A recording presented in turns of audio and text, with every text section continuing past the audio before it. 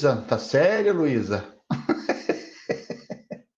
Estava vendo o plano de ensino de outra matéria. Estava com Ah, e ficou vocês, sendo. vocês concentram na minha agora. Eu sei que vocês estão com um monte de matéria. Agora eu sou a preferência nacional. Vamos ver aqui que a Danielen está chegando também. Eu estou permitindo ela. Boa tarde, Danielen. Então vocês não se assustam muito, né? Não se assustam com a disciplina Teoria Política, que é uma disciplina fantástica, Política 1, né? Maravilhosa, os autores que a gente vai trabalhando devagarinho, né? A gente vai entrando no clima, né? Vai entrando, fazendo as leituras da disciplina, daquelas outras que vocês têm. Então, ano que vem tudo certo, né? Eu acho que a gente vai estar junto, né? A gente vai, se os deuses do Olimpo quiserem, nós estaremos próximos, né?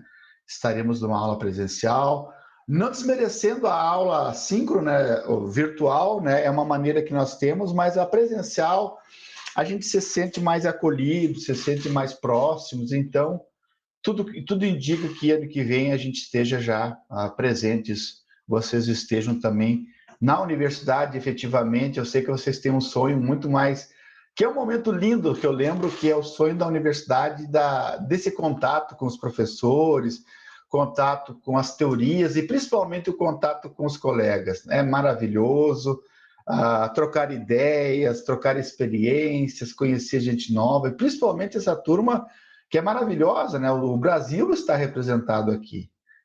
Todos os estados, tem Santa Catarina, Rio Grande do Sul. No Paraná, não sei se tem, não vi Paraná, mas São Paulo tem, Minas tem, o Nordeste está aqui, o Norte está aqui. Então, Mato Grosso também, não sei se tem alguém, Mato Grosso aqui mais Centro-Oeste.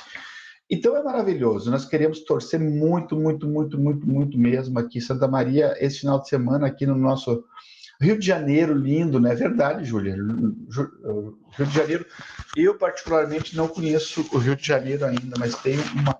Aliás, eu conheço muito pouco o Brasil, viajei muito pouco, ainda não tive condições materiais assim de conhecer o Brasil, eu espero conhecer. É claro, né, Júlia? Tu é daí, então tem que defender, mas deve ser muito lindo mesmo, pelo que a gente conhece assim pela mídia. Então, essa disciplina é. Eu falava que Santa Maria não temos nenhum caso assim no hospital universitário. No final de semana não teve nenhum internado mais. Isso um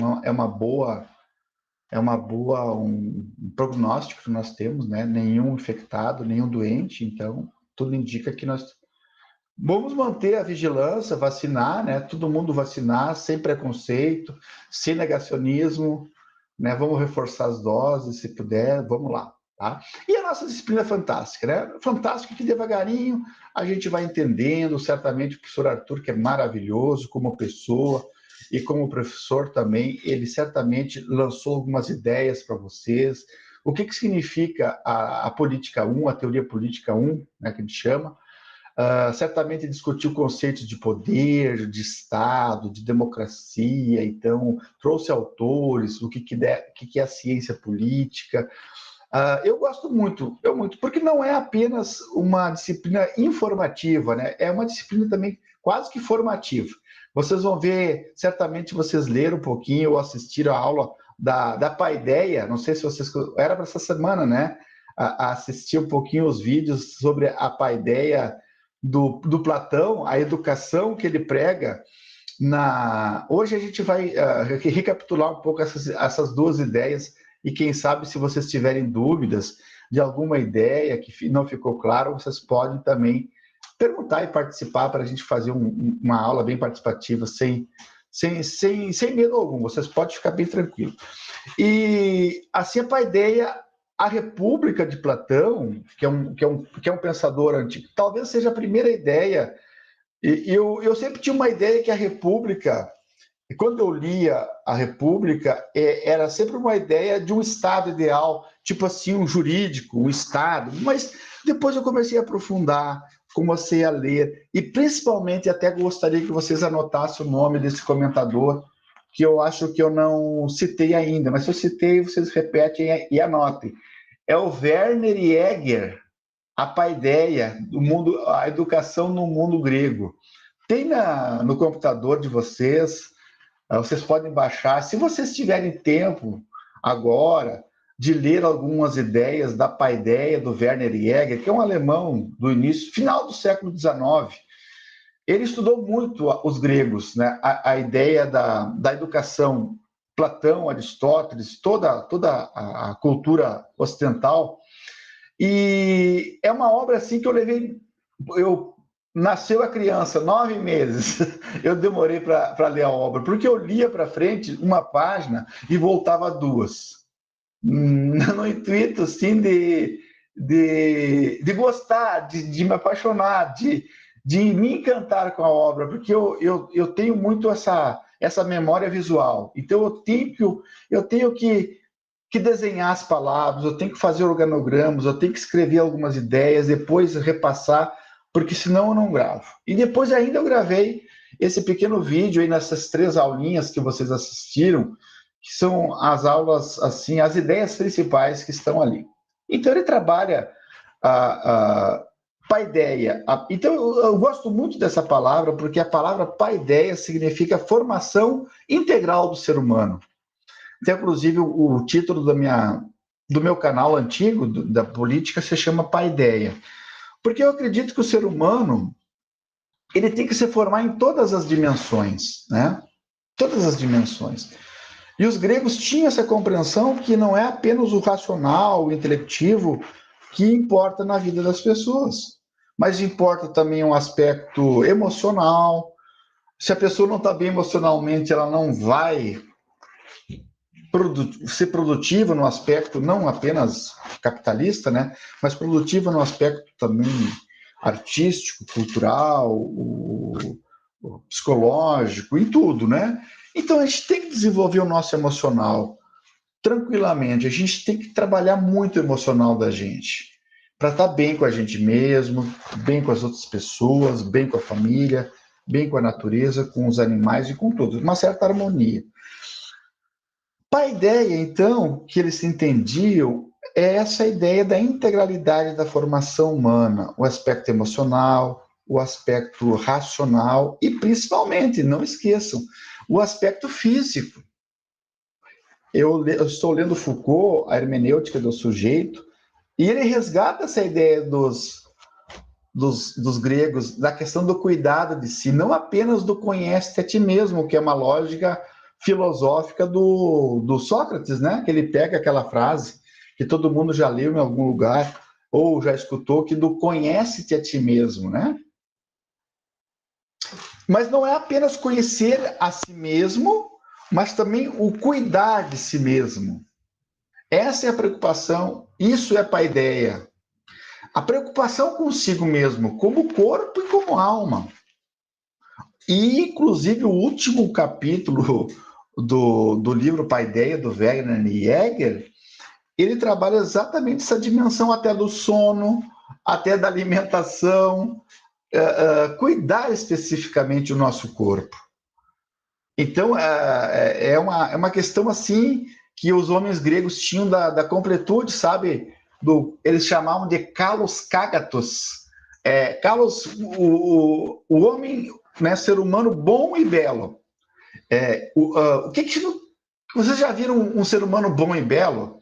Ele é completo, né? Ele é uma pessoa maravilhosa, uma mulher linda, maravilhosa, um homem lindo, maravilhoso, no aspecto físico, que eles gostavam muito, né? Os gregos tinham esse cuidado no aspecto físico, mas também no cuidado da alma, no cuidado da virtude desse homem, da perfeição desse homem, de ser natural. Então, eu acho que nós, na universidade, se eu fosse um reitor, mas como eu não tenho vocação para cargos administrativos, que eu tive dificuldade de coordenar o curso das ciências sociais quando eu cheguei 10 anos atrás, tem pessoas que têm vocação para política, que bom que tenha pessoas que consigam fazer isso, né? Mas eu tenho dificuldades. E dentro desse aspecto da... Ai, me perdi a linha. O que eu estava falando, Júlia? Luísa, me ajuda? Quem é que está me acompanhando? senhor estava falando da paideia do ser humano exemplar. Isso. O professor nunca erra, ele sempre testa os alunos, tá? É só para ver se vocês estão prestando atenção. Aliás, tá a Ana aqui, a Luísa e a Júlia, que eu estou enxergando. O resto, 22 pessoas, não sei se estão aí, mas deve estar, né? Exatamente. Na universidade, se eu tivesse vocação para ser reitor, esse era o fio, eu teria uma preocupação muito grande na universidade, uma preocupação de formar os nossos alunos, não negligenciar no aspecto integral da educação, sabe?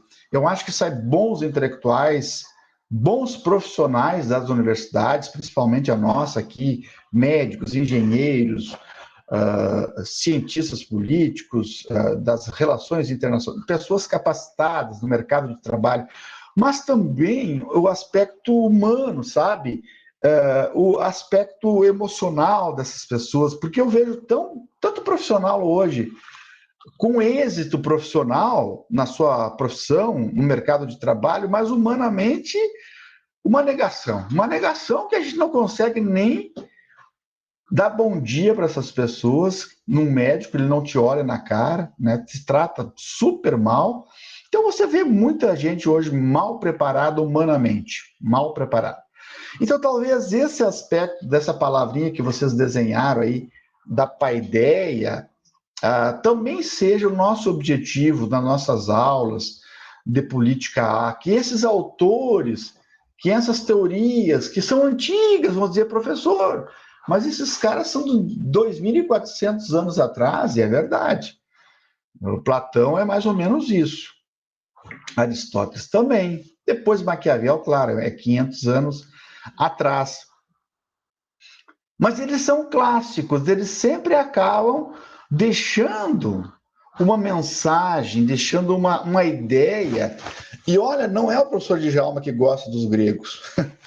Gente, todos contemporâneos na área da filosofia retornaram aos gregos. O Foucault retornou aos gregos, o Pierre Hadot, que é um outro filósofo, retornou aos gregos, o Nietzsche retornou aos gregos, o Freud retornou principalmente à mitologia grega. Então, é uma riqueza tão grande e ainda serve. Eu li uma frase há poucos anos atrás que me chamou a atenção e dizia assim: quem desconhece os antigos desconhece sua própria história. Quem desconhece a história clássica ocidental, aí vocês vão dizer, mas professor, tem outras histórias africanas, tem a história oriental, tem riquíssima, riquíssima. Mas nós não temos condições, assim, nos programas das universidades, de fugir muito daquilo que está estabelecido, do nosso cronograma, da nossa eurocêntrica, muitas vezes né? Mas se você for na USP e comparar o programa de teoria política, né, que tem lá na RI, ou em Brasília, ou nos cursos que tiver, mais ou menos eles seguirão um certo alinhamento cronológico de autores, de obras que devem ser mais ou menos assim conhecida por vocês. Então, eu sempre indico assim, ó, a teoria política ou a teoria política filosófica, ela deve ser compreendida por você. Essa linha histórica cronológica que começa 2.400 nos gregos ou antes a mitologia, depois vem para Platão, Aristóteles, depois vem as escolas helênicas, dos cínicos, dos céticos, dos epicuristas, dos estoicos. Depois vem o Império Romano, sabe, com toda aquela dimensão dos panes et circenses, sabe, daquela dimensão do pão e circo, pão, alimentação, né? O Império tinha essa preocupação de não faltar alimentação para os indivíduos. Panes et circenses, e a circense era a diversão. Então sempre tem um controle, esse Império Romano que é majestoso, né? Que tem um exército inigualável, um exército de milícias, dos nórdicos, até do Odoacro, do Alarico, dos godos, visigodos, vistrogodos. Então, o Império Romano que internacionalizou essa cultura grega, né? É claro, eles são menos filosóficos que os gregos e mais práticos, né? Mais da construção da lei, do exército, da política, do direito, né? Isso é o Império Romano. E eles vão perdurar também por mais de 400 anos, 200 anos antes de Cristo e 200 anos, até 300 anos depois da nossa era também, Império Romano. Até quando Odoacro, se eu não me engano, em 400, já no século V, decreta o fim do Estado, né, romano. Alarico destrói, Átila, o Uno, destrói. Então, aquele império vem abaixo. Eu acho que Roma é muito rica. O Império Romano todo o norte da África vai cair sobre o jugo dos romanos. Eu acho não, a Palestina, aliás, toda a Península Balcânica vai cair sob o domínio dos romanos. A Palestina e toda a Europa, e até os países nórdicos. Se vocês pegarem e colocarem mapa do Império Romano Antigo, vocês vão perceber quão grande ele era. Então, eles são mestres na arte da política, do direito, da conquista, menos filosóficos um pouco e mais militarizados, né? Por isso que eles constroem esse império. Então, você tem todo o Império Grego, Império Macedônio, Império Romano, e quando o Império se desfaz, começa a entrar um outro regime econômico, político, ideológico, que é em toda a Europa, que são os regimes feudais, que tem a Igreja Católica como poder também dominante, né? Unidos ao Estado, que é o poder papal, com o poder espiritual, poder papal espiritual unido aos príncipes dos principados, dos feudos, que vai perdurar por toda a Europa, né? Então você tem a arte gótica, você tem o latim, você tem uma ciência geocêntrica, ainda não é uma ciência que vai vir só depois de 800 anos, né? Depois que passa a alta Idade Média e começa a decair no ano 1200, 1300, e começam a surgir as universidades laicas, né, que são universidades não ligadas ao regime religioso. Oxford, Cambridge, Salerno, Bolonha são as primeiras universidades inglesas, italianas, que vão começar a descolar um pouquinho daquela ideia muito teocêntrica, né?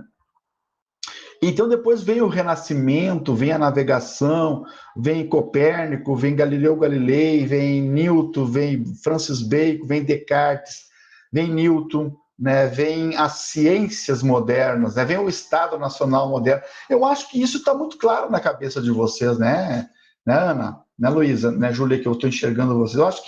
Eu acho que essa ideia, a Ana fez Paz e Amor, é mais ou menos, está claro na ideia de vocês isso? Porque tem que estar, porque cada autor ele situa dentro de um momento histórico, político, sabe?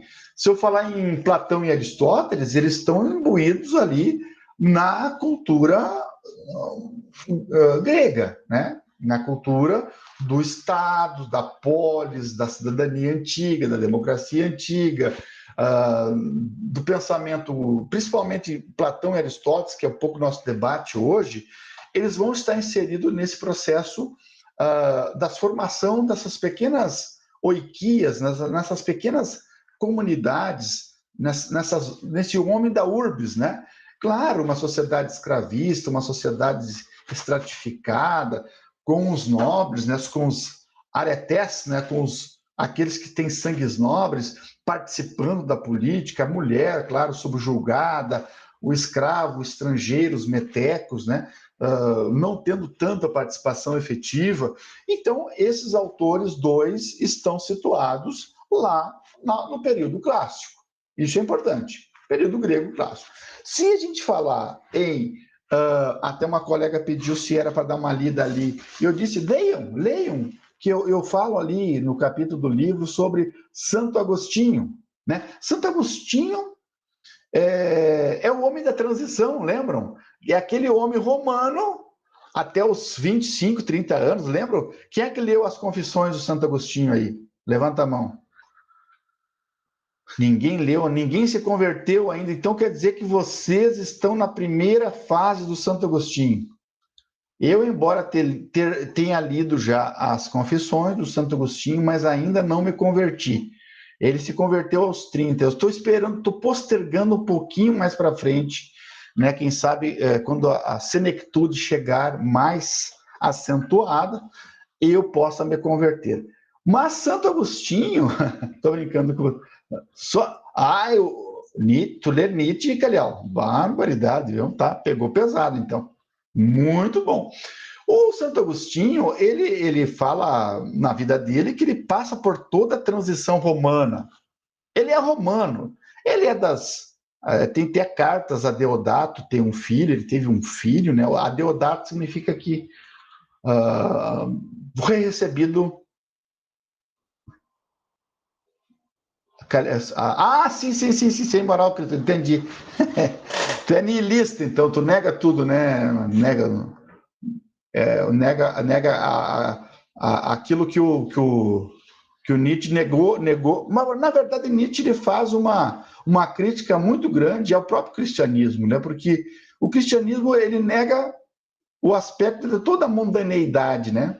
Tudo que está aqui, o cristianismo diz, espera aí, vamos esperar, lá na eternidade a gente vai ganhar o céu. E aí o Nietzsche critica, não, mas o mundo é aqui mesmo, né? É essa a realidade que nós temos. Então, enquanto que os cristãos, assim, eles postergam a felicidade num plano metafísico, né? E é isso que eu quero dizer. Até os 30 anos, Santo Agostinho extremamente romano, das mulheres, dos vícios,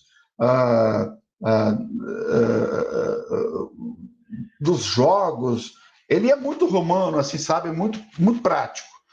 Mas ele passa por todas as escolas filosóficas antigas, o neoplatonismo, até chegar ao cristianismo, e muito influenciado pela sua mãe Mônica, né?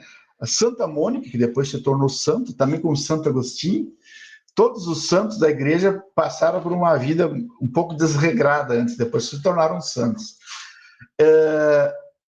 Teve essa influência do cristianismo e ele se converte, e aí ele escreve a obra Cidade de Deus, Cidade dos Homens. Se vocês um dia pegarem essa obra e derem na biblioteca, quando vocês vão vir para a universidade, nós vamos fazer uma aula lá na biblioteca para vocês conhecerem a biblioteca maravilhosa aqui no nosso campus.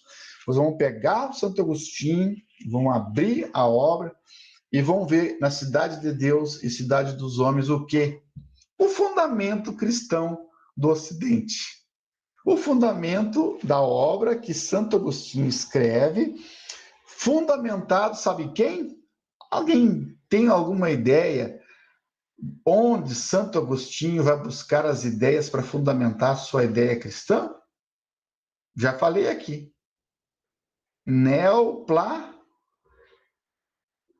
Exatamente, Carela. Platão. Lembra Platão que ele escreveu na República, aquela alegoria da caverna, que vocês já leram ela? Platão, tranquilo, Calhau. Vocês já leram na segundo grau a alegoria da caverna de Platão? Lembram? Lembra, Ana? Lembra, Luiz?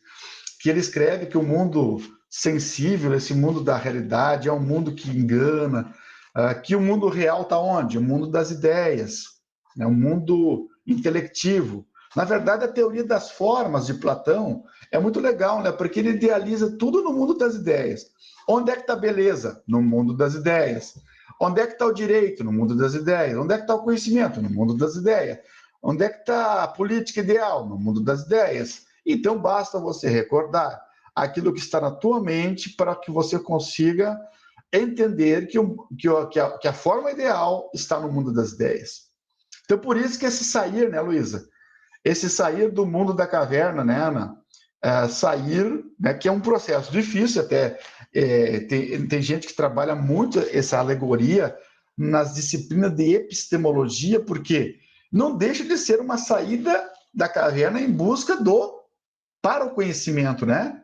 Porque nas cavernas, olhando para a sombra, a gente pensa que está olhando para o conhecimento, está olhando para a realidade real, mas não está. Ali estão sendo projetados o quê? As sombras da realidade. As sombras. Então, todo esse esforço para você se desacorrentar, se libertar das correntes, para galgar esse processo do fundo da caverna, lento, gradativo, até a abertura da caverna, até a luz, e essa luz é o quê? É a luz do conhecimento. Luz do conhecimento. E talvez Platão esteja falando não de outras pessoas e não dos homens das cavernas, mas esteja falando da nossa própria realidade. Que o processo de conhecimento do mundo é um processo lento, gradativo, de saída do mundo sensível para o mundo inteligível.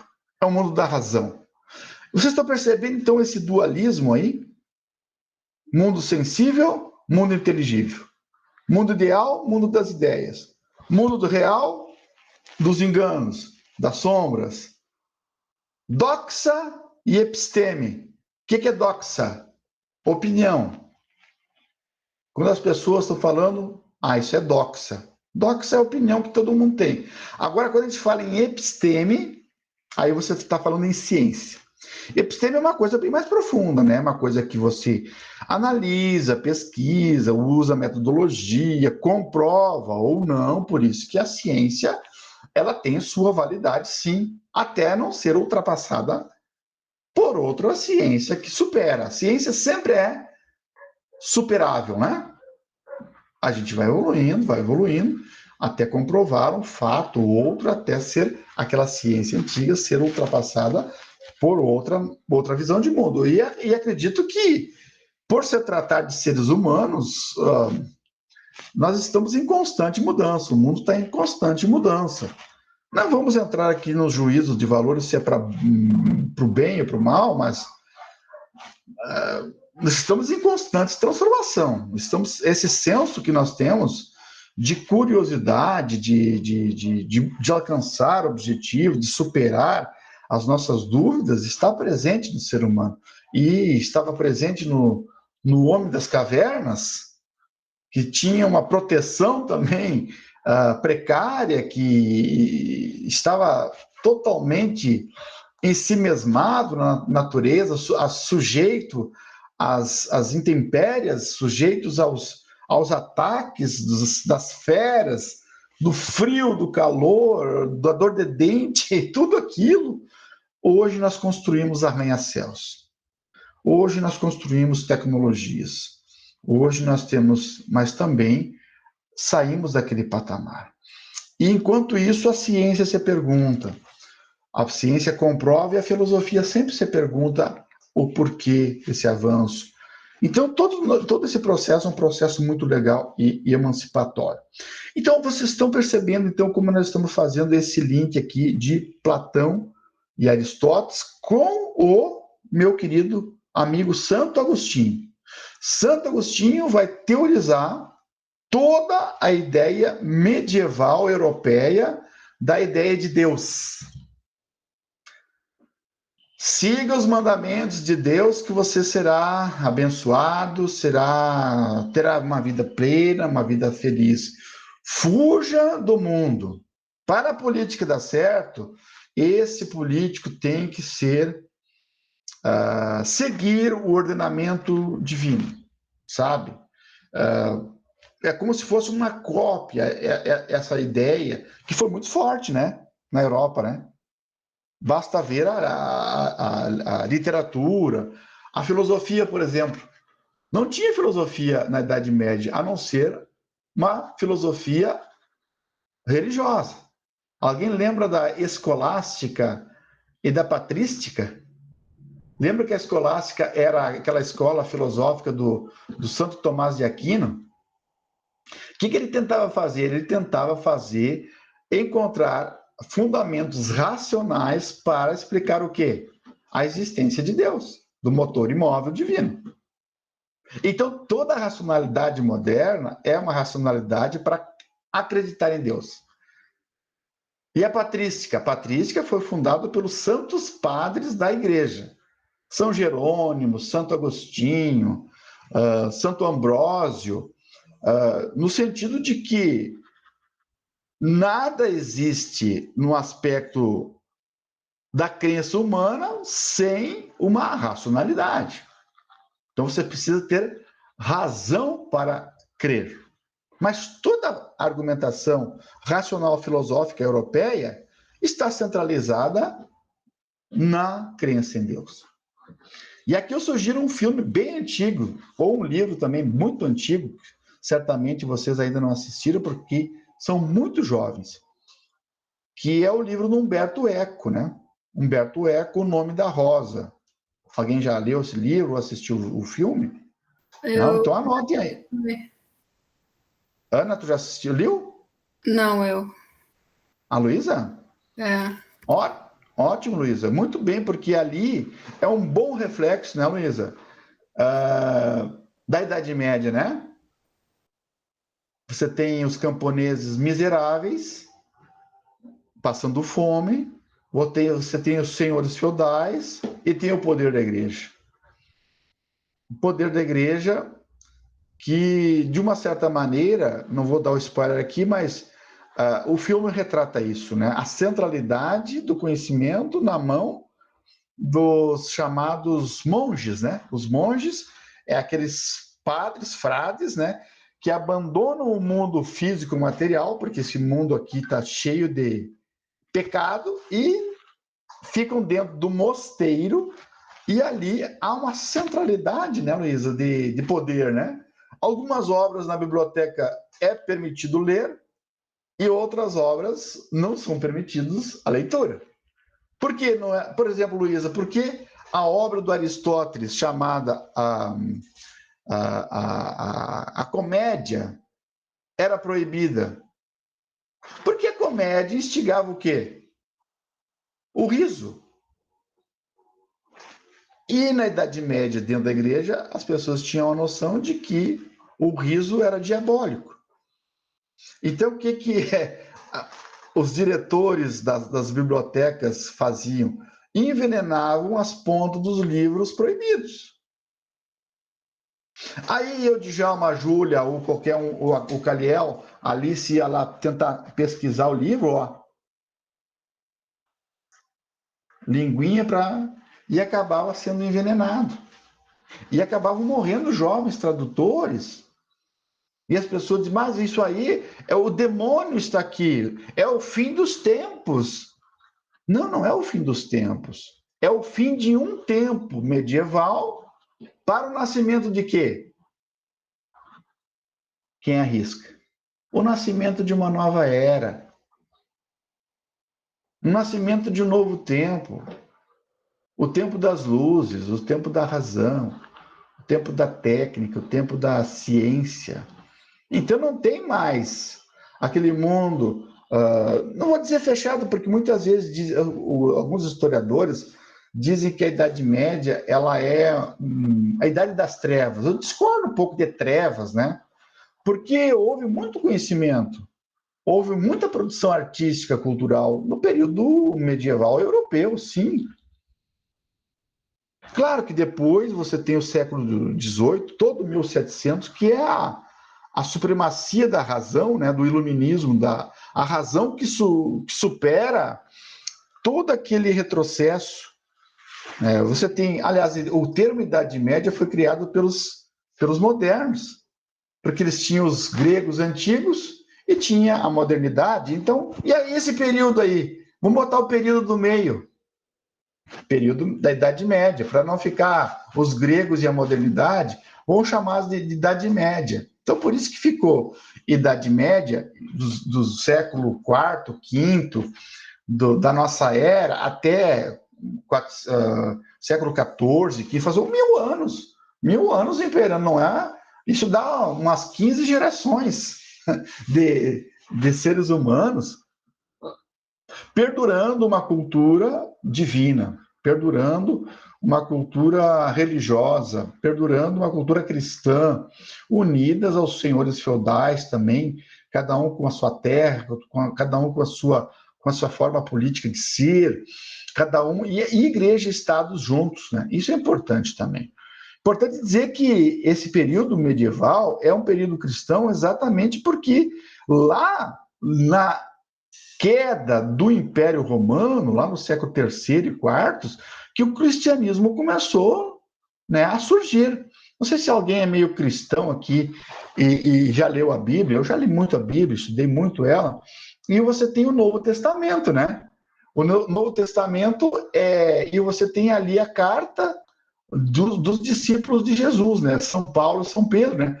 Então você lê carta de São Paulo aos Tessalonicenses, aos romanos, aos coríntios, aos efésios. Estou lembrando de algum. Então, esses ensinamentos do cristianismo começou a ser disseminado dentro do Império Romano. Porque vocês lembram que o Império Romano não era, no certo sentido, uma religião só ainda, como é que se diz ainda? Monoteísta, né? Monoteísta. Eles eram politeístas. Os romanos herdaram dos gregos a diversidade das divindades. Mas para os gregos o deus dos deuses é Zeus. O mesmo deus para os romanos vai ser o Júpiter. Para os gregos o deus da diversão, do vinho é Dionísio. Para os romanos, Baco. A deusa da beleza grega é, me ajudem? Afrodite. A romana vai ser Vênus. Afrodite, Vênus, exatamente, Vênus.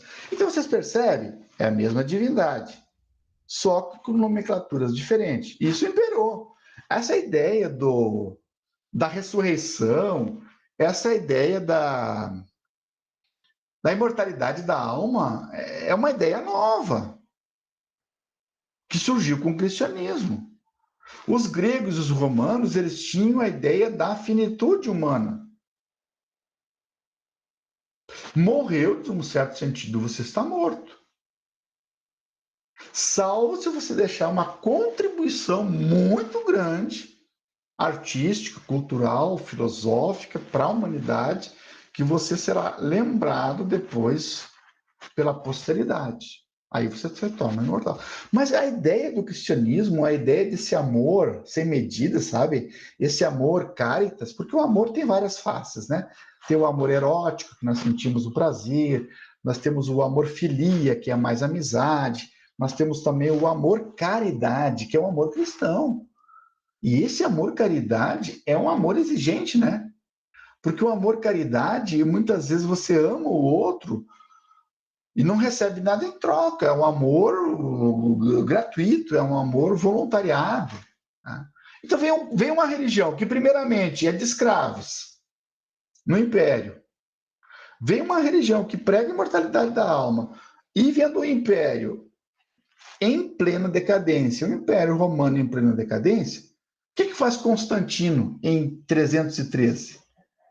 Lembram do Constantino, imperador romano? 313? O que ele fez? Edito de Milão, não estou equivocado. Edito de Milão, o Edito de Milão é a oficialidade da Igreja Católica, eu estou confundido. Mas Constantino dá liberdade condicional aos cristãos. Então ele para de perseguir os cristãos. Os cristãos começam a ser assimilados, então, dentro do Império. Dentro dessa lógica do monoteísmo. Então, aos poucos, o Império decadente deixa de ser politeísta e passa a ser monoteísta cristão.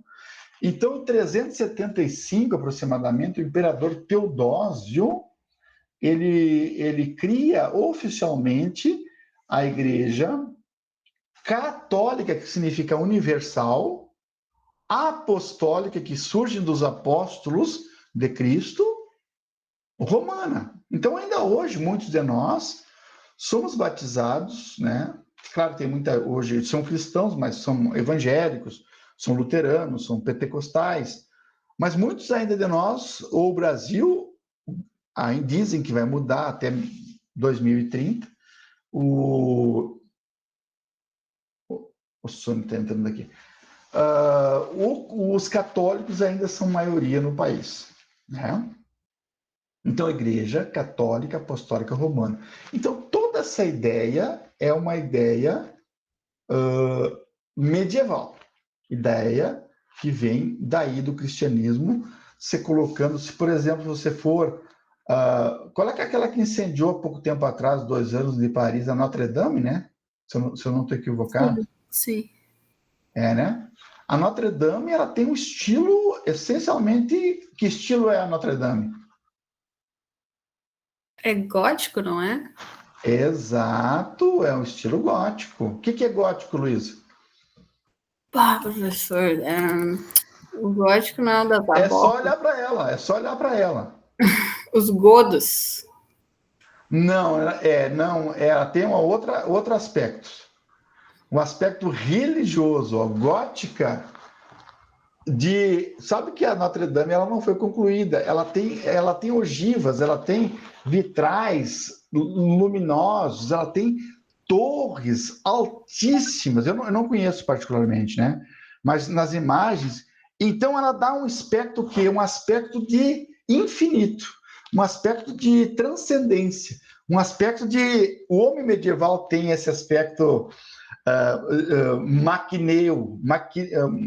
de um certo maquineísmo, o maniqueísmo do bem contra o mal, do céu contra o inferno, sabe? Maniqueu foi um filósofo que dizia assim: a metade do mundo é o bem, gente do bem, que eu não gosto desse conceito, né?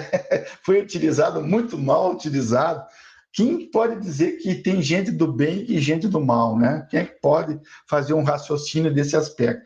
Eu, Djalma, sou uma pessoa do bem, né? Será que eu sou uma pessoa do bem, essencialmente?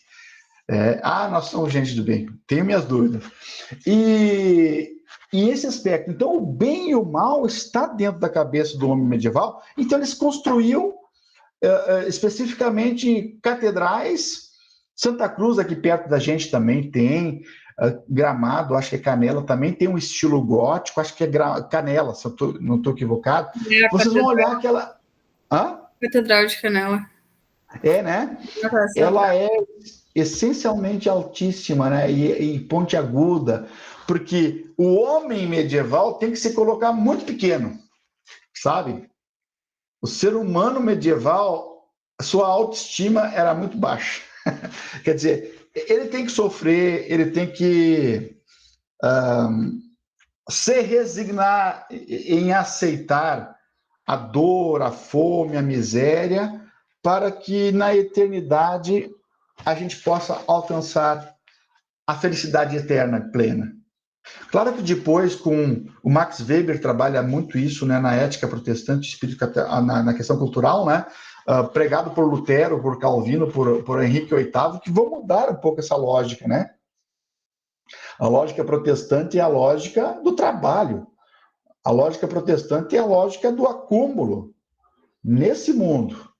Porque quanto mais riqueza você tem nesse mundo, mais você será abençoado por Deus. Então muda aquela lógica europeia cristã de ser, diz Max Weber, educado para servir ou educado para gerenciar. Weber vai dizer, se você emprestar 10 reais a alguém e ele produzir mais 10 e mais 10, você está dentro da lógica protestante. Agora, se você pegar 10 reais e não investir e não produzir, você não é confiável para que você possa emprestar dinheiro. Então, você tem toda essa lógica do bem contra o mal, e a arte é uma expressão um pouco da cultura histórica, da cultura política, da cultura da mentalidade desse homem. Então você entra numa catedral gótica e aí no fundo você tem um órgão de tubo, né? Você tem vitrais coloridos. Você tem lá no fundo também um canto gregoriano. Nossa, só com isso você já se eleva para o além. Então, você tem que estar próximo de Deus. Você tem que estar perto de Deus. Então, eu estou mostrando para vocês alguns aspectos dos períodos que existem, que é o clássico, que é o medieval, e depois vem o renascentista moderno. E é ali no Renascimento que nós vamos já na próxima aula, que eu quero que vocês já tenham lido, né? Claro, isso é uma leitura secundarista. Ler o Príncipe, todo mundo já leu aqui, né? Júlia Beatriz Brum de Souza. Você não leu ainda, Júlia. Ana Carlas Rodrigues Palmeira. Tem que ler. Vocês são aqui, vocês três, é porque o resto eu não consigo enxergar. Às vezes vocês podem entrar também, dar um oi para o professor. Não preciso ficar assim, receosos. Vocês têm que ter lido O Príncipe. Ele é um pouco chatinho no início, depois ele complica mais e no fim é muito chato, mas é muito legal.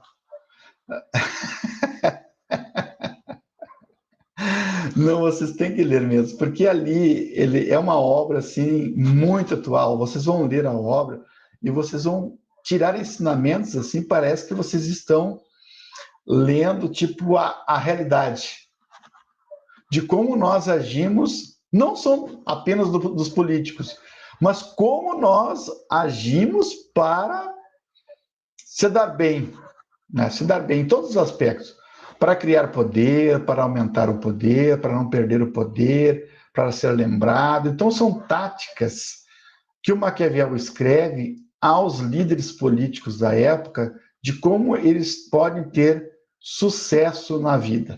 A política com Maquiavel, gente, não mais será tratada de uma forma romântica. Platão tratou política de forma romântica. Santo Agostinho tratou a política de uma forma romântica, idealizada por Deus. O que vai fazer Maquiavel? Nada disso, gente. O ser humano é racional e frio. O ser humano é calculista. O ser humano, ele é dissimulado. O ser humano, não é eu que estou dizendo, né? Vocês não me culpam aqui. O ser humano é ingrato. O ser humano é covarde.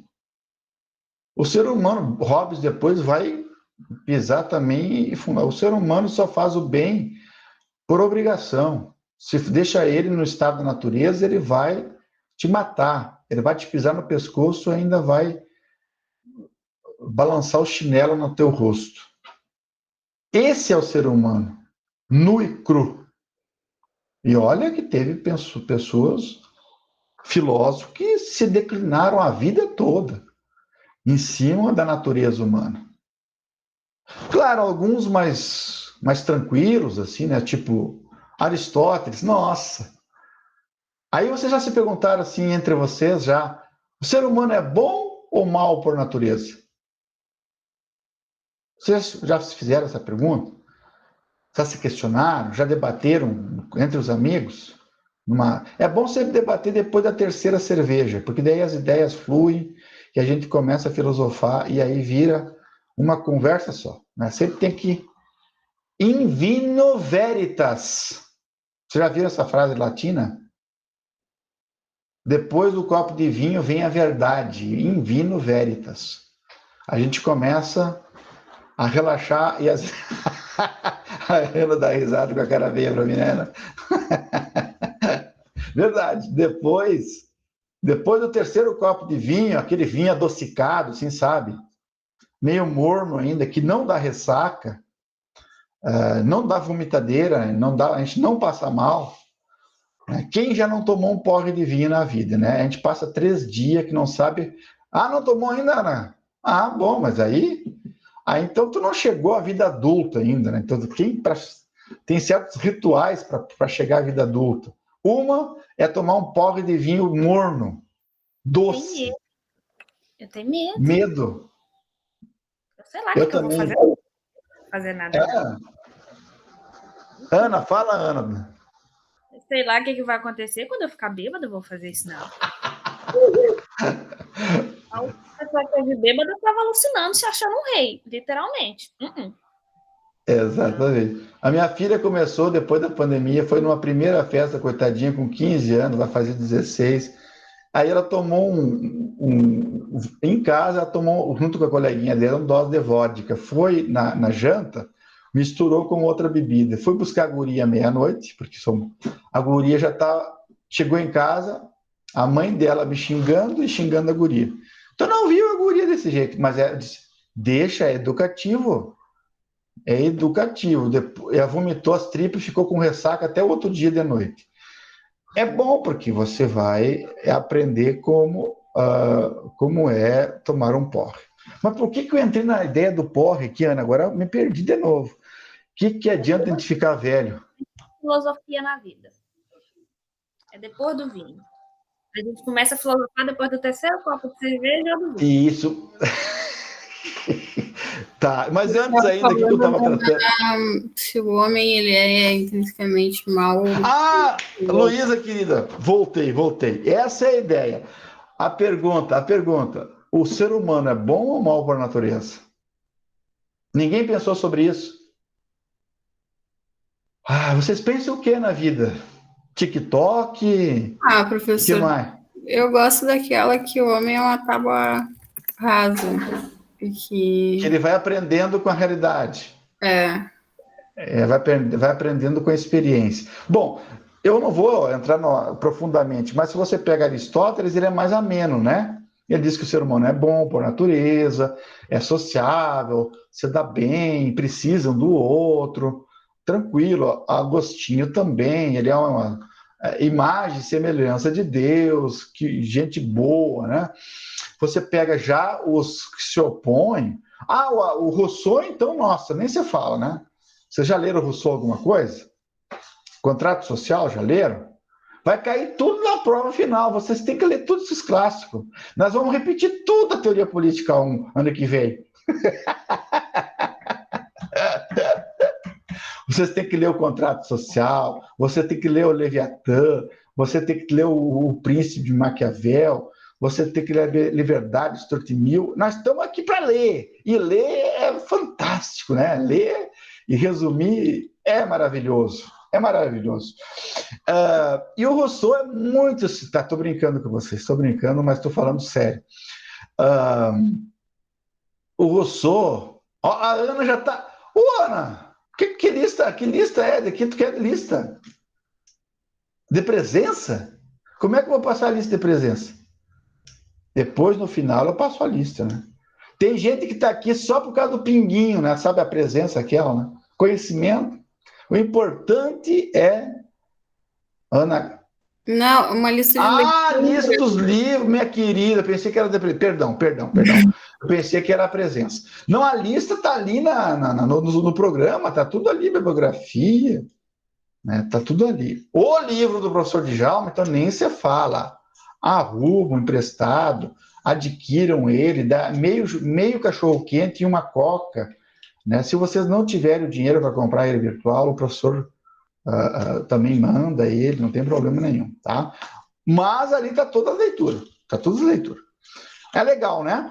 E, então, o Rousseau é um cara muito que acredita no ser humano, que o ser humano nasceu bom, é saudável no estado de natureza, tem felicidade, tem saúde, mas o que corrompe ele? A sociedade. Sociedade corrompe. Porque a sociedade gera desigualdade social, e aí tem uns que são donos do poder, outros não vão ter, então vai gerar uma discórdia. Né? Então, essa gente tem uma parte da filosofia que acha que o ser humano nasce bom. Mas tem outros que enxergam no ser humano uma natureza malévola. E esses têm, principalmente dois que eu lembro agora, que é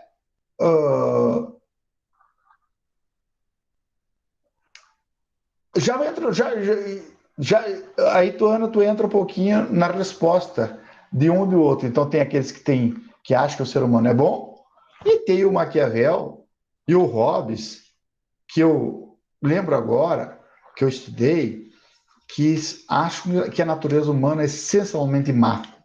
Essencialmente má. Somos ingratos, mentirosos, covardes, matamos os outros, nos vingamos. Então, mas aí entra a questão, será que nós somos bons? Tão bons que não somos ruins? E somos tão ruins que não somos bons? E aí entra a resposta de Platão. Platão faz essa dicotomia. Nem todo homem ruim é totalmente ruim e nem o homem bom é totalmente bom. Nós temos as duas naturezas dentro de nós. As duas naturezas dentro de nós. Ora nós agimos com bondade, ora nós estamos numa boa, agindo com bondade, de repente a gente age de uma forma totalmente não boa, ou irracional até muitas vezes. Então essa é a natureza humana. A natureza humana, ela tem as duas naturezas dentro de nós. Mas a lógica aristotélica é a lógica da construção. Eu gosto muito da lógica ética de Aristóteles, que ele diz que nós vamos a gente vai se construindo o ser humano. Eu gosto dessa ideia. Que a gente nasce essencialmente bichinho, e se deixar o bichinho lá, primeiro que ele não vive, né? Que ele não tem nem condições de calor, de afeto, de alimentação, porque ele morre. Ele precisa do resguardo da mãe, do peito da mãe, do leite da mãe, do carinho da mãe, da proteção da mãe, do pai. E ele vai se construindo durante toda uma existência, através do seu ethos, né? Dos seus valores, dos seus costumes, dos seus hábitos. Por isso que Aristóteles diz assim, o hábito traz, a prática traz a excelência. Porque você vai fazendo coisas boas na tua família, na sociedade, na universidade, você vai compreendendo e vai exercitando uma vida... deixa eu só falar isso aqui, então. Vai exercitando o teu lado humano, né? Se construindo. Por exemplo, o Djalma, que é hoje, dia 8, né, de novembro, é a versão mais inédita da minha construção como ser humano. Eu jamais fui o que sou hoje. O que eu era ontem já não pertence mais, não é mais aquilo que eu sou hoje. É o Tales de Mileto, né? No Rio. Exata, a ideia do Tales é bem essa, Luiz. Porque os rios, ninguém consegue atravessar um rio por duas vezes. Por quê? Porque as águas são correntes e elas vão passando. Se eu passar hoje, as águas são uma, a minha cabeça é uma. A minha ideia é uma. Amanhã, ao retornar a nado, as águas serão outras e a minha mentalidade também será outra. Então, a Júlia, a Beatriz, o que era semana passada, é uma versão antiga dela. A Júlia Beatriz, hoje, é uma versão mais inédita que ela tem hoje. Ela está se construindo o ser humano. Eu gosto do Cortella, que é um bambambam, assim, na filosofia, né? Todo mundo já assistiu Cortella, um palestrante, tudo. Ele diz assim, eu gosto dessa ideia, o homem é uma versão inédita, a cada dia se constrói, diferentemente do objeto. Ele nasce um ser não pronto e vai se construindo. Enquanto que o computador, que o objeto, que o carro, que a casa, nasce pronto. E vai se desconstruindo, vai se terminando. E o homem também é diferente dos outros animais, que a gente não percebe uma evolução, uma construção a partir do seu ethos. A gente vê alguns papagaios falando alguma coisa, mas essa fala é por imitação de som. A gente vê o nosso cachorrinho que entende quando a gente diz vamos passear, mas ele entende talvez pelo movimento da casa, pela algumas, mas não racionalmente. Então nós temos essa dimensão, os seres humanos, da construção através do ethos, dos valores, dos costumes, dos hábitos, a nos tornar um ser humano. Dante Alighieri escreveu aquele livro que não é de comédia, né? Uma vez perguntaram para uma apresentadora de televisão, aí eu acho que é, não me lembro, aquela namorada do Ayrton Senna, eu acho que era. Esse era o nome dela. Qual é o livro que você está lendo? Eu estou lendo um livro de comédia, mas como é o nome do livro? A Divina Comédia. Não, não é de comédia. É um livro que ele trabalha, o Dante Alighieri, sobre o inferno, o purgatório e o céu. E tem uma passagem que eu lembro de uma frase que me chamou a atenção, que ele fala assim: ser humano não sou, torno-me. Olha que frase linda. Você não acha? Ser humano eu não sou, estou me tornando ser humano. Então, com o passar do tempo, a gente percebe que em nós, o que eu era 1 ano atrás, 5 anos atrás, 10 anos atrás, estou muito melhor do que eu era. Estou me construindo através de ideias, através de hábitos, de processos de altruísmo, de valores que me constroem, estou me modificando. E essa fase que vocês estão entrando na universidade é uma fase tão linda, que a gente percebe tão evidente, eu falo isso porque percebi, daquilo que eu era aos 18 anos, fora da universidade, e quando eu saí da universidade, aos meus 23, 24 anos, né, na minha graduação. Depois eu voltei para o mestrado, doutorado. Aliás, uma vida também lendo, estudando. A gente se torna melhor, a gente enxerga o mundo de uma maneira muito diferente, com outros horizontes, com outras ideias, com outras teorias. A gente começa a defender valores, cada um de nós traz valores e defende esses valores. Então é muito legal isso. Então eu acho que eu participo da ideia da sociabilidade que vocês viram na aula do Aristóteles, que eu passei, que o homem precisa se viver em sociedade, precisa viver na polis, precisa viver da política, porque ali ele toma as decisões, ele se complementa como ser humano para se tornar um homem virtuoso, né? Quando eu falo homem, vocês me entendem, né? Não é gênero.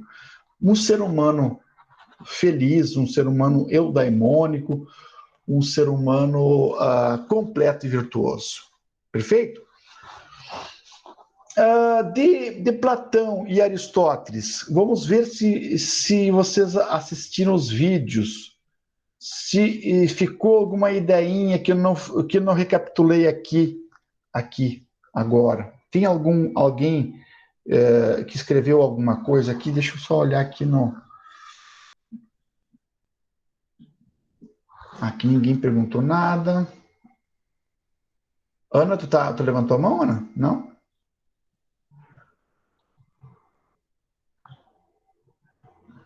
Todo mundo leu, assistiu? Todo mundo entregou já no e-mailzinho, o resumo? Eu quero ver esse caderno no final, lá do curso. Quantas páginas escritas, resumidas? Eu vou fazer...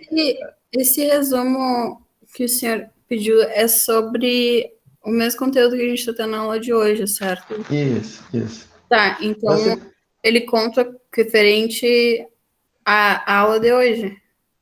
Você pode ter assistido lá, complementa muito, né? Se você assistiu os vídeos, tá. E complementa muito se você também assistiu a aula de hoje, que certamente a Ana, assim, não parou de escrever no caderno. Não sei o que houve. Ela nem café consegue tomar e chá, de tanto anotar as palavras. Eu não sei o que vocês têm, vocês são... Eu admiro a geração de vocês, porque o professor fala a aula inteira e vocês não anotam absolutamente uma palavra. Eu não sei como é que vocês guardam todas as ideias, ou não guardam. Eu tenho que dar risada, sabe por quê? Porque eu era muito burro, cara. Eu era muito burro, que eu tinha que anotar a palavra, pegar o contexto do professor na graduação. Não é escrever tão rápido, é abstrair. Sabe quando vocês vão numa palestra de alguém, vocês têm que abstrair a ideia. Uma vez eu fui dar aula numa turma, um aluno perguntou assim: professor, o senhor vai ditar a matéria, vai passar no quadro ou dar xerox dos textos? Eu disse: olha, nenhuma delas, né? Porque hoje em dia eu vou explicar a matéria, eu vou dialogar com vocês.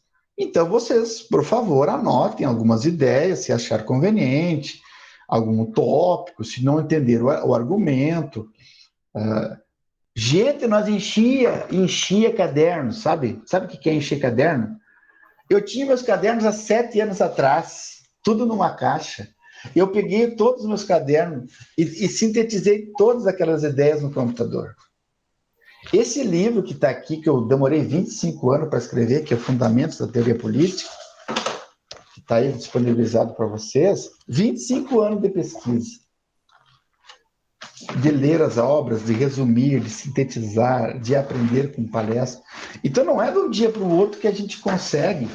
E vocês têm que ter esse costumezinho de anotar no caderno de vocês.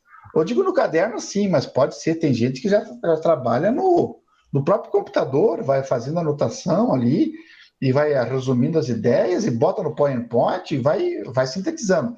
Seja de uma parte, seja da outra, tem que fazer.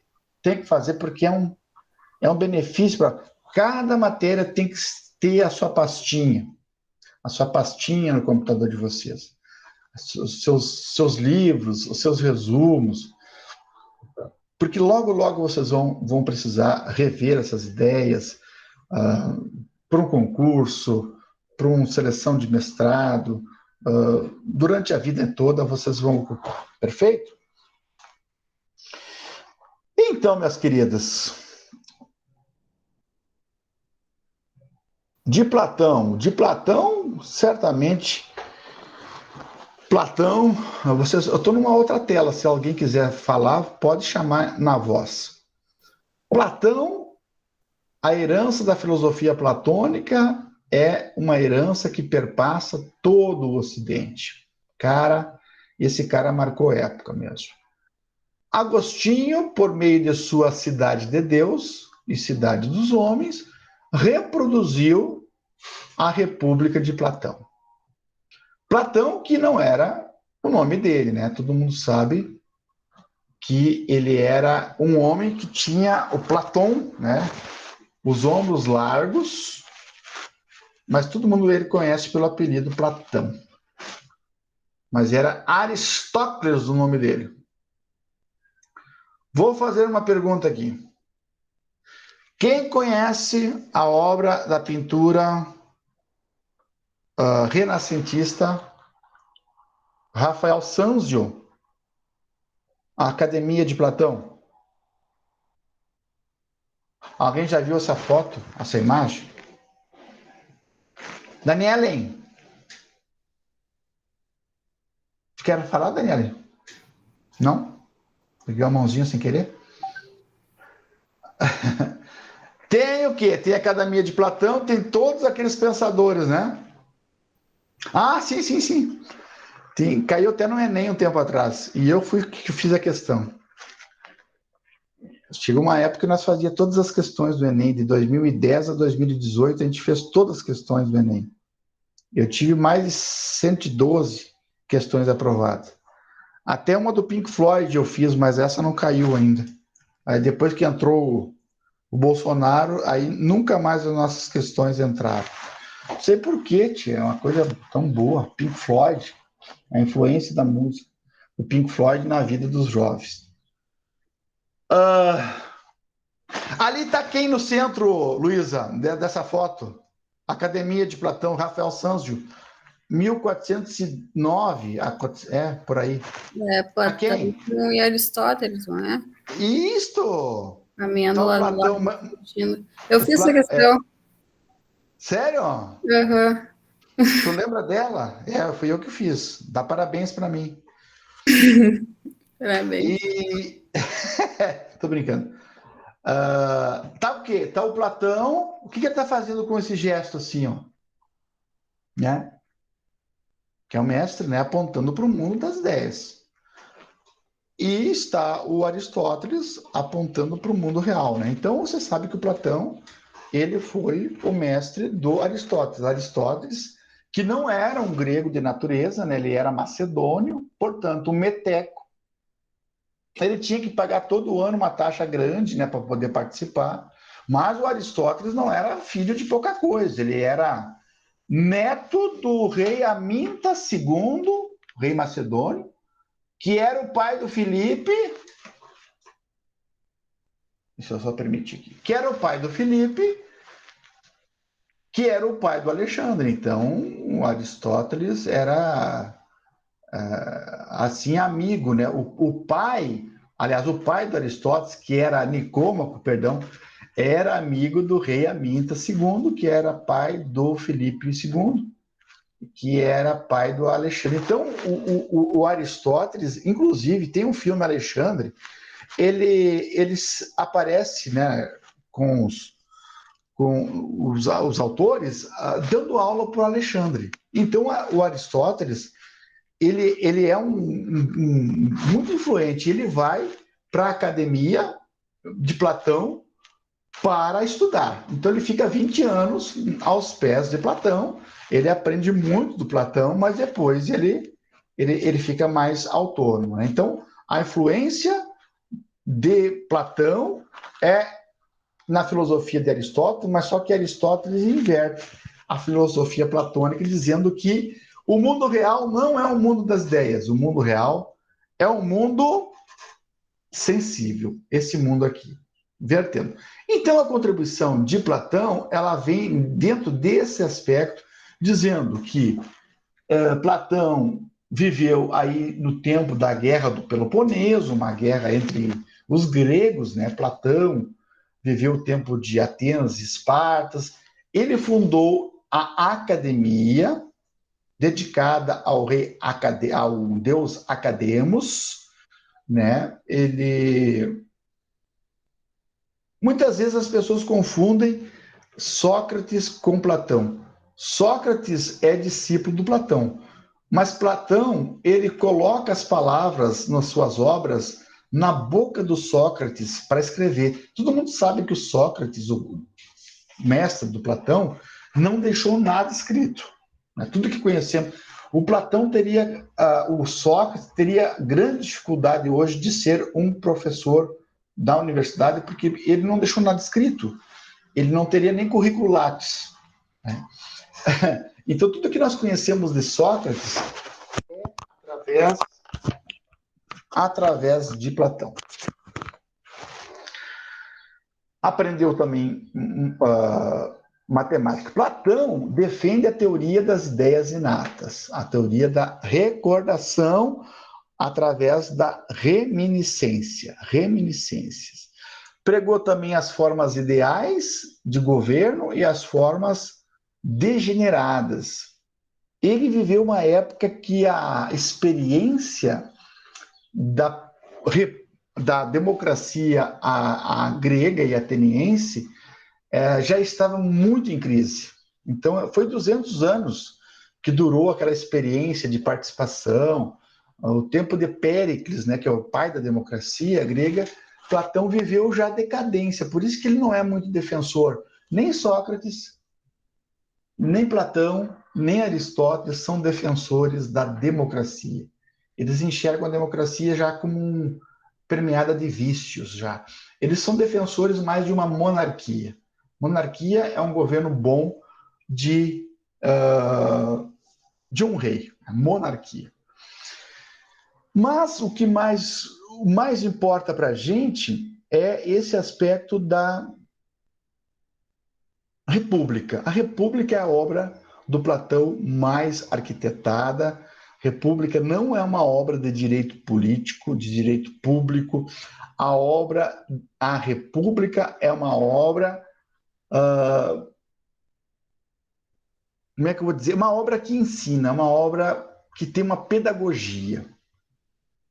Não parte de nenhum povo histórico, não parte de Atenas e Esparta, não há a mínima alusão a esses fundamentos concretos do Estado. Ele ocupa-se de música, ocupa-se de poesia, o valor das ciências abstratas, a poesia é muito permanente, investiga as formas de governo. Em última análise, essa é a ideia que eu gostaria que vocês anotassem. Platão trabalha na República sobre a essência da alma do homem. A essência da alma do homem. O que é o ser humano? Qual é o ser humano ideal para administrar a polis? Qual é o ser humano virtuoso? Qual é o problema qual é a justiça que deve fazer? Aristóteles também trata isso na política, né? Eles são muito, muito parecidos mesmo. Eles só invertem, se eu não estou equivocado, a terceira forma ideal ali que Platão, acho que bota a República e o Aristóteles bota a Politeia. Mas eles têm as mesmas formas ideais, monarquia, aristocracia, que é um governo bom de um grupo, e a Politeia, ou a República. Depois ele coloca lá, se um governo de vira um governo ruim, vira o quê? Vocês já viram falar da palavra tirania? Né? Então, uma monarquia pode virar uma tirania. Se é um governo ruim, ditador, né? O governo... A aristocracia, que é um governo bom, dos nobres, dos aristóis, pode virar o quê? Uma oligarquia. E a politeia, que é bom, pode virar uma democracia. Então a democracia fica no meio das nem tão piores, nem tão melhores, numa ascendência, né? Ambos trabalham, e veja bem, essas pessoas já citam esses nomes, criam esses nomes, república, monarquia, aristocracia, democracia, que nós utilizamos, viu? Mas foi ontem. Se for olhar para a história, 2.300 anos atrás, é ontem na história. Estamos muito próximos da gente. Muito próximos da gente. Beleza! A alma do homem é o protótipo do estado platônico. Que legal essa ideia, cara. Que legal. A alma do homem é o modelo do estado platônico. Ele trabalha até, inclusive, ali ele fala muita... fala em virtude, né? Ele fala até do anel de Gigio. Acho que nós debatemos aqui sobre isso, né? Ou não? Alguém leu a história do anel de Giges? Não? Alguém... porque Giges é uma história contada por Platão na República, que ele trabalha a questão da moral.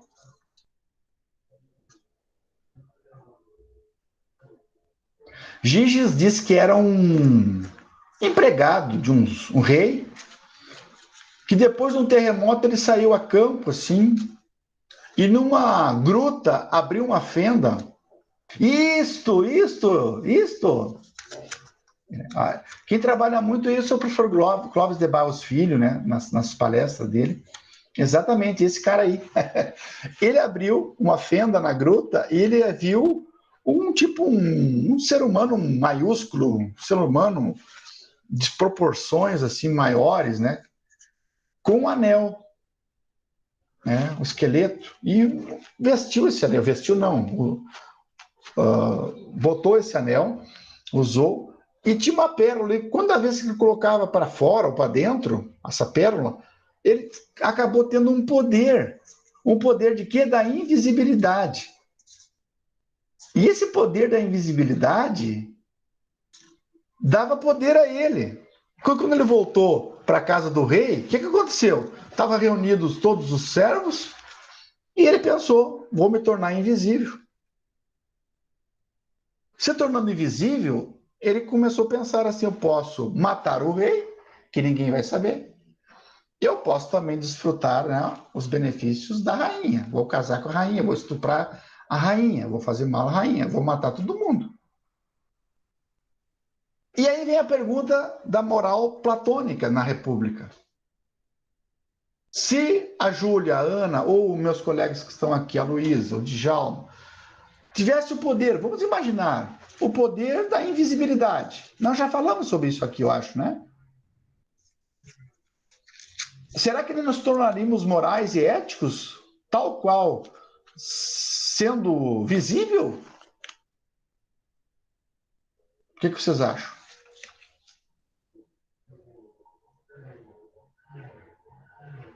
É uma questão difícil que coloca Platão. É uma questão difícil. Porque muitas vezes a gente não faz o mal com medo do Estado, medo da violência. Então a gente segue um pouco na trilha da moralidade pela teoria do cagaço. A gente fica com medo.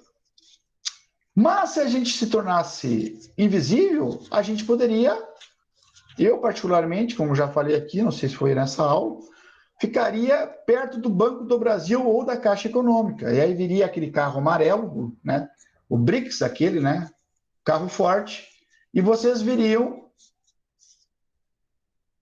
o entregador do malote lá meio tonto, com uma bolacha que ele ia levar, e uma mala de dinheiro correndo no vazio.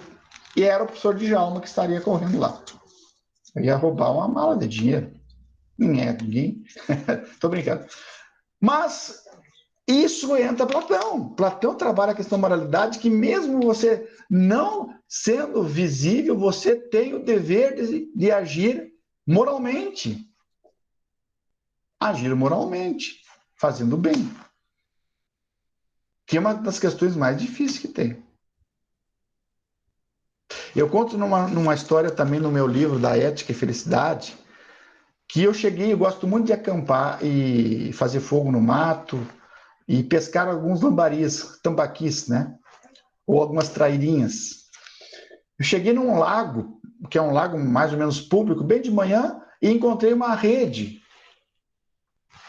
E ninguém estava ali. E eu peguei essa rede. Achado não é roubado, eu disse comigo mesmo, na minha moralidade. E comecei a recolher aquela rede e os peixes. Guardei no meu carro.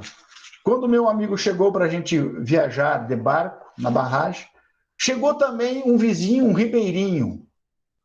E foi direto no lugar e ele disse assim, roubaram minha rede. E eu entrei em choque e aquela moralidade entrou na minha cabeça. E agora, devolvo ou não devolvo? Ninguém me viu. E fui pescar. Mas aquela peso na consciência passou o dia inteiro. Devolvo ou não devolvo a rede? Chegando de volta no final da tarde do domingo, o homem ainda estava lá, acampado, na margem, com a família.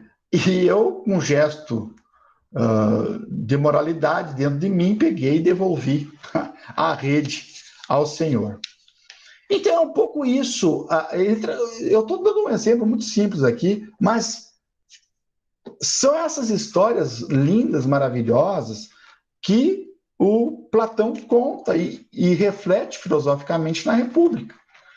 Isso, na verdade, ele não quer trabalhar o Estado, trabalhar como nós trabalhamos o Estado, com a União. Ele quer trabalhar o ser humano. Essa é a ideia que eu gostaria que vocês levassem.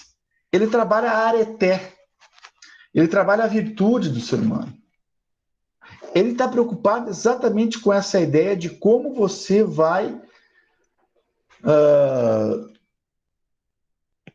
se educar para ser um bom homem. Ele trabalha muito o conceito de sofrosine, que é um conceito grego de domínio de si próprio. Ele trabalha muito o conceito de areté, que nada mais é do que a saúde da alma. Platão estava convencido de que o homem alcançaria no estado a forma suprema da virtude e da felicidade humana. Por isso que ele queria educar esse ser humano. É a mesma coisa hoje. Como nós poderíamos administrar a política? De que maneira? Será que os homens íntegros estão interessados hoje na política? Por que a política se tornou... Parece que aquelas pessoas que não estão muito interessadas no bem público, bem coletivo, de uma certa maneira, estão na política. E muitas vezes esquece desse poder coletivo e trabalham só nos interesses mais privados, particulares. Vocês gostaram do Platão e do Aristóteles? Vocês leram alguma paginazinha do Platão na República, do Aristóteles? Vocês vão ter que ficar com peso de consciência se vocês não leram. Tem que ler. Tem que assistir as aulinhas, tem que escrever. Agora eu vou deixar 2 minutos aqui para vir, se alguém tiver alguma pergunta.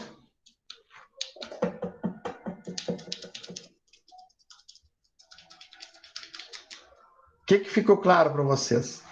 Posso perguntar tudo sobre Platão e Aristóteles?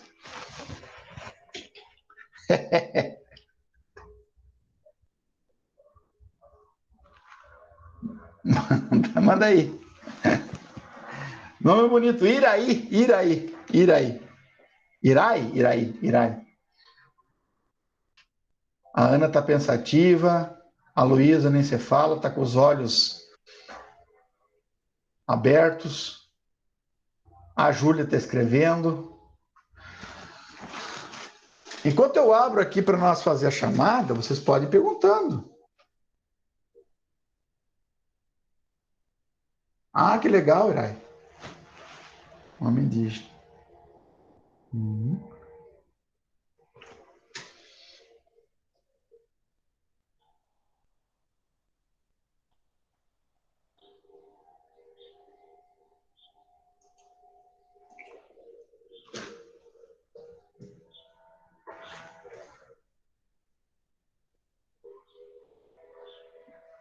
O silêncio é assustador. Pessoal, eu tenho uma pergunta, mas não é, Querida. de opinião assim. Até que medida a gente pode desconsiderar, por exemplo, as opiniões de Aristóteles sobre a escravidão, por exemplo? Ah, ótimo. Boa questão. Boa questão. Eu só vou trocar aqui o meu... Boa questão. Deixa eu só entrar aqui. Enquanto eu vou respondendo, eu vou entrando no portal aqui para não ficar... Primeira ideia. A questão da ideia ao ler um autor clássico. Deixa eu abrir onde é para ver vocês aqui, se eu consigo entrar. Tá. A Luísa perguntou, né, Luísa? Ao ler um autor clássico, vamos nos despir de todo o nosso conhecimento da nossa realidade, que nós estamos no século XXI, dentro de uma lógica de avanço de direitos civis, direitos sociais, direitos políticos. Né? Vamos tentar entender o contexto em que o autor vive. Isso é importante.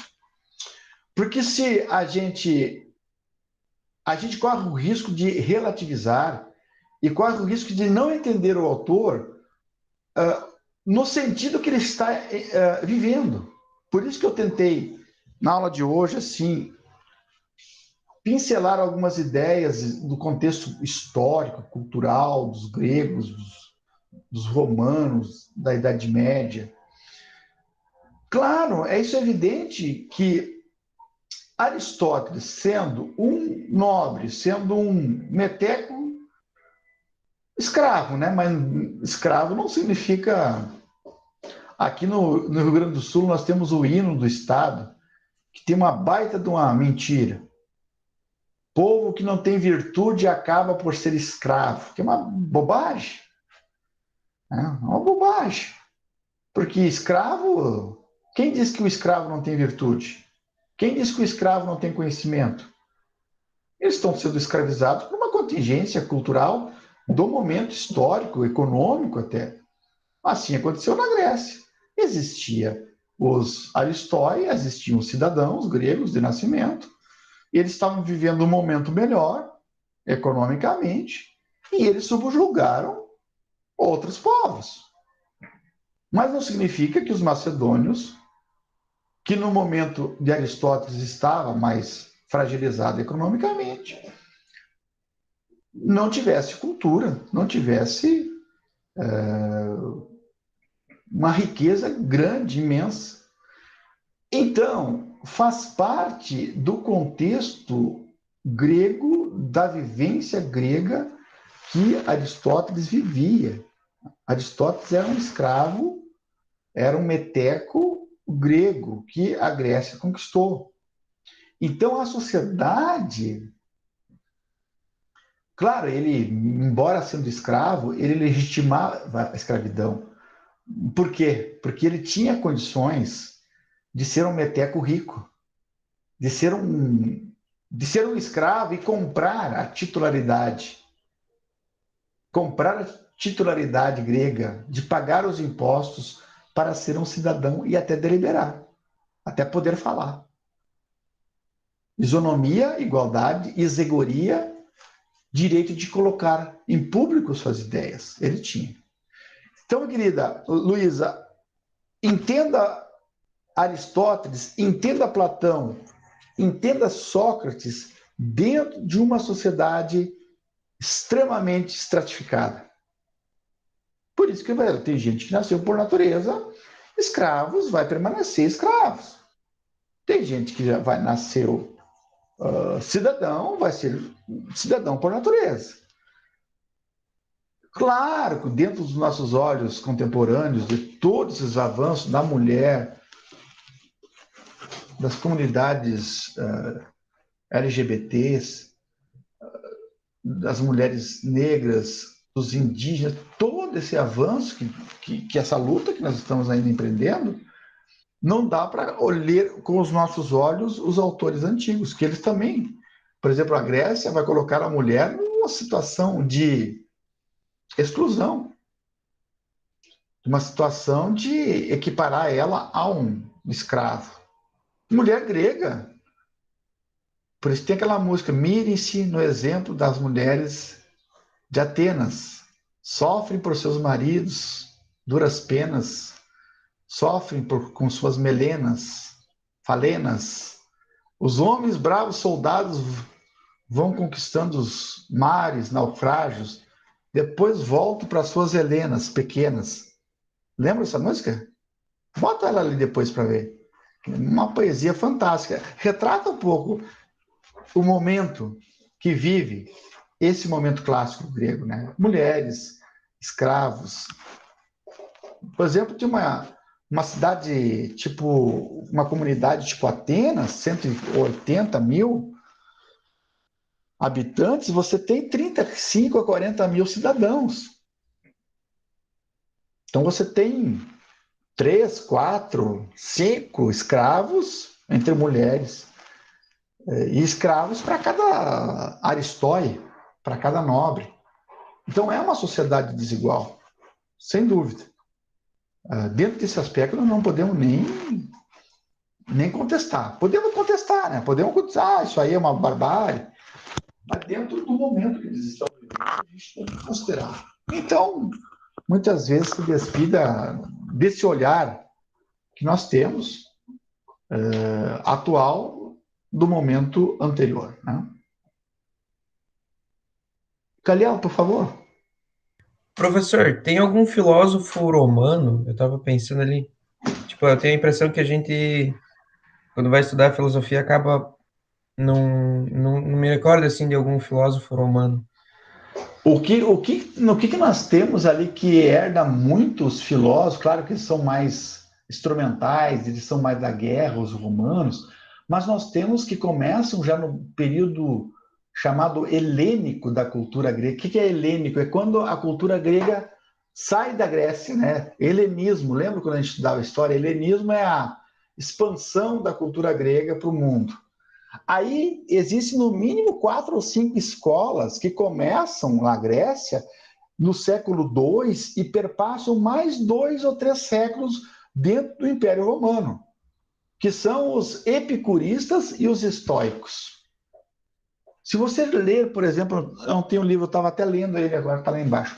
Marco Aurélio, que é o imperador, ele é essencialmente estoico. Cícero é estoico. Epicteto é romano e é estoico.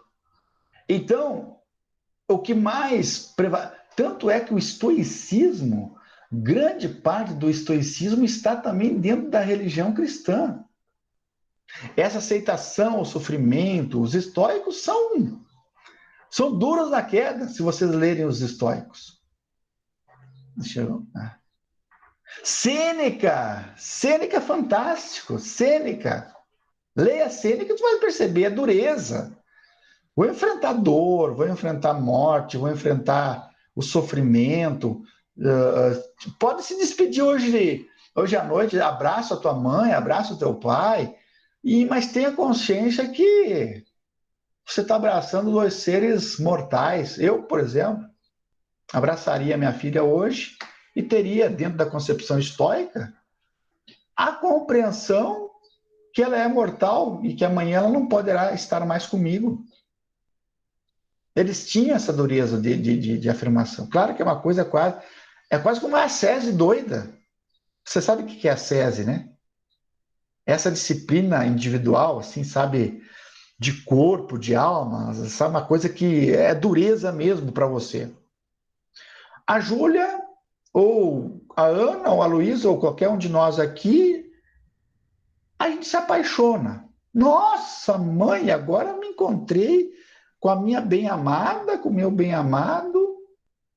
No meu caso, da minha esposa, tenho uma família, mas passou o primeiro brigadiano, nós chamamos brigadiano aqui das brigadas, né, da polícia. Ou vou facilitar aqui. Passa o primeiro bombeiro e ela se apaixona pelo cinturão ou pela mangueira do bombeiro e vai embora. O que eu vou fazer? Estava predestinado ao universo. Eu não posso fazer nada, Júlia. Eu não posso fazer. Então, isso é estoico. Tudo está determinado no universo, em harmonia. O sofrimento, a resignação, a única coisa que eu tenho é aceitar. Então, essa escola, Sêneca, Marco Aurélio e outros, e aqui eu entro com Foucault, que trabalha essas escolas romanas, né, dentro de Roma, eles são altamente influenciáveis por essas escolas. É muito fantástico ler. Eu particularmente, sou apaixonado por 200 anos antes da nossa era e 200 anos depois da nossa era. Todo mundo escolhe um tempo para estudar, né? Certamente vocês já têm o período pós-guerra que vocês gostam, ou tem um período do século XVIII, ou tem um período da democracia. Cada um tem um sabor, né? Eu tenho um sabor pelos greco-romanos.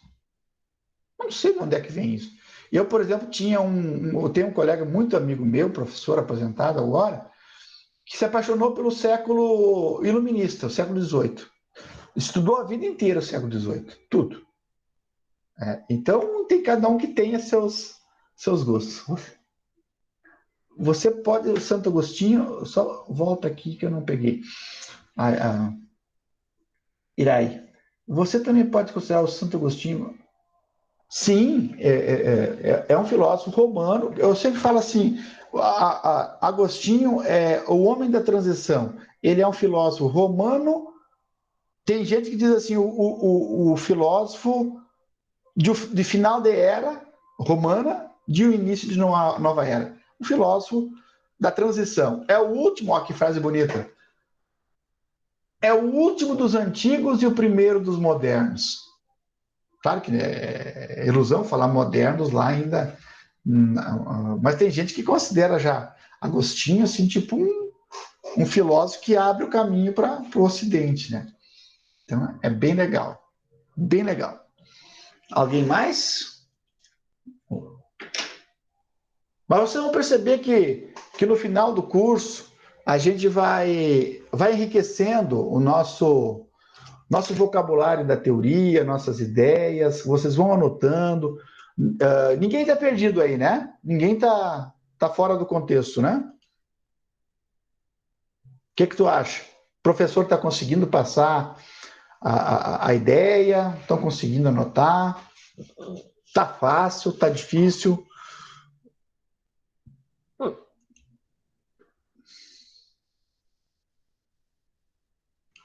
Tá bem tranquilo, professor. As videoaulas que tu mandou ajudaram bastante também antes.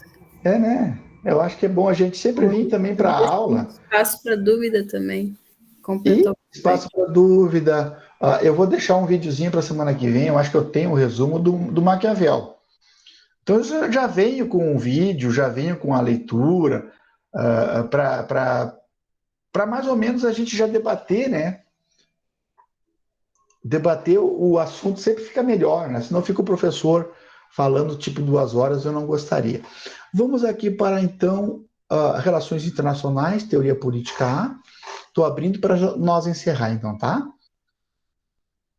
Vamos para aulas. Aquela aula síncrona, a aula passada foi a aula, então, do que ainda? Que era para fazer a aula passada?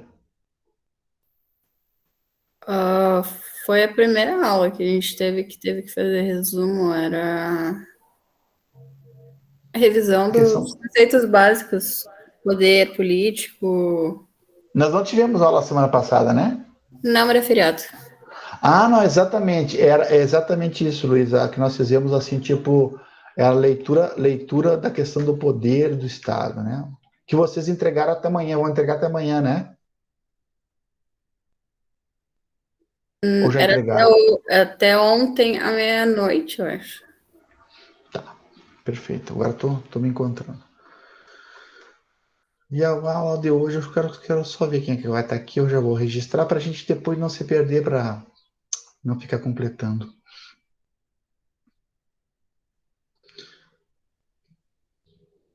Vamos, portalzinho. Aí, vamos para a próxima aula. Lembrando a todos que quem participa da aula síncrona aqui também tem vale nota, né? Hoje nós tivemos Platão e Aristóteles. Gosto de vocês participando aqui. Se porventura alguém não consegue participar. Alice da Cruz está aí? Aqui, prof. Ana Beatriz? Ana Carolina? Estou aqui, prof. Beatriz. A Beatriz também. Essa joia, Beatriz. As duas Ana. A terceira Ana. Ana Clara. Tá aí, Aninha, querida. Ana Elisa, a quinta, 1, 2, 3, 4. A quarta, Ana Elisa, tá? A Ana Elisa acho que não tá. O Arthur Martins. Aqui sou eu. Que cidade, Arthur? Santa Maria. Arthur de Santa Maria. Bárbara. Bianca. Danielen.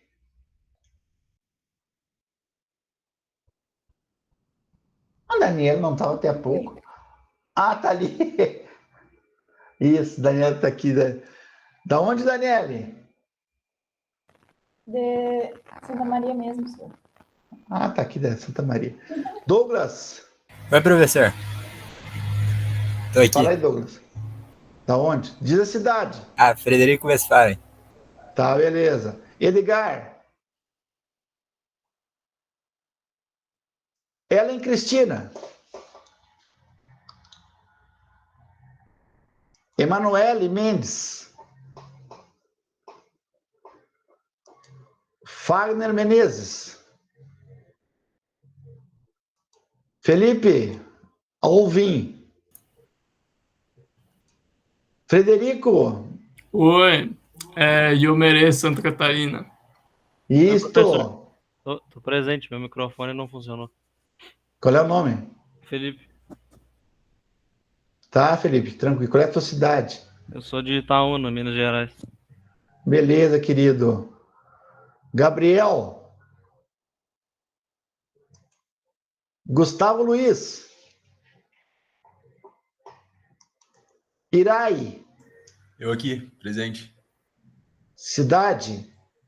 Sou aqui da Barra, interiorzão de São Paulo. Como é que é da Barra? São Joaquim da Barra. É a mesma cidade que nasceu que a Ana Maria Braga, sabe? Ótimo. Beleza. Como é que tá o tempo aí? Aqui tá bonito. Pô, tá uma secura. Já... Baril. Tá escuro aí? Não, tá escuro, tá seco também. Seco, né? Uhum. Jean Jaques. Aqui, sou de São José.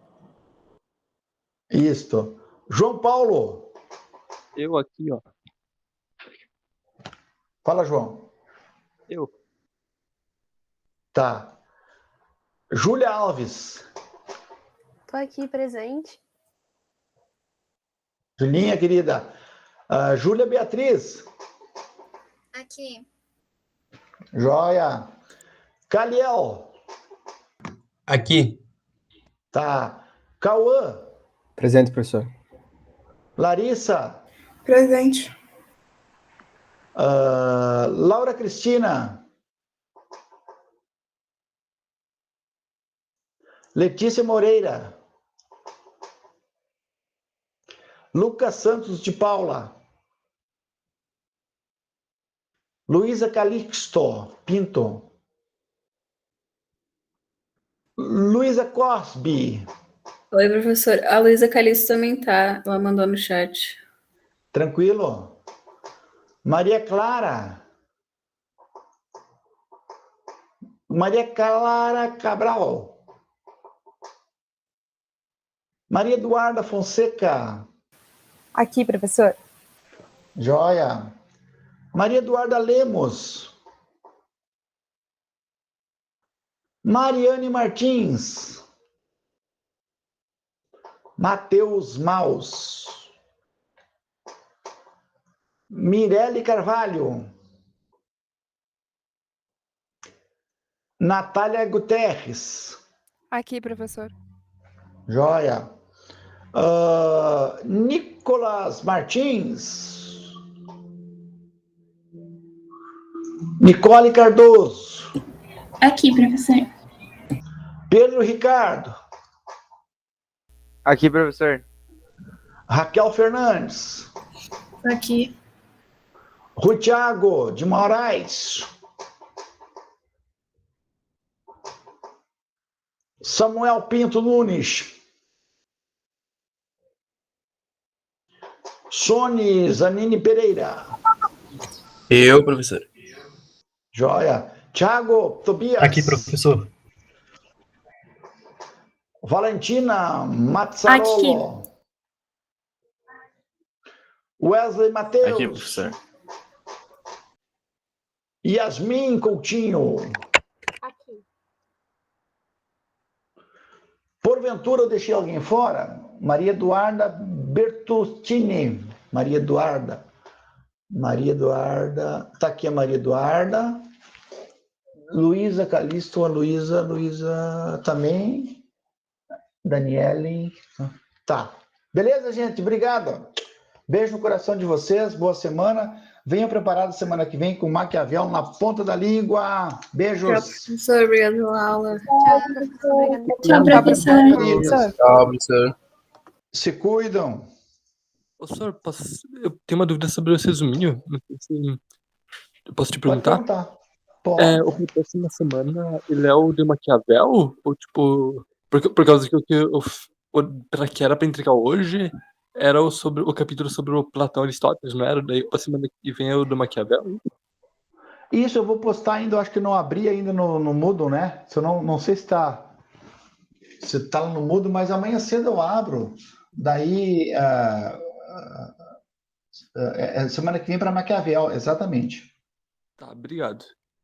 Um abraço, querido. Tchau.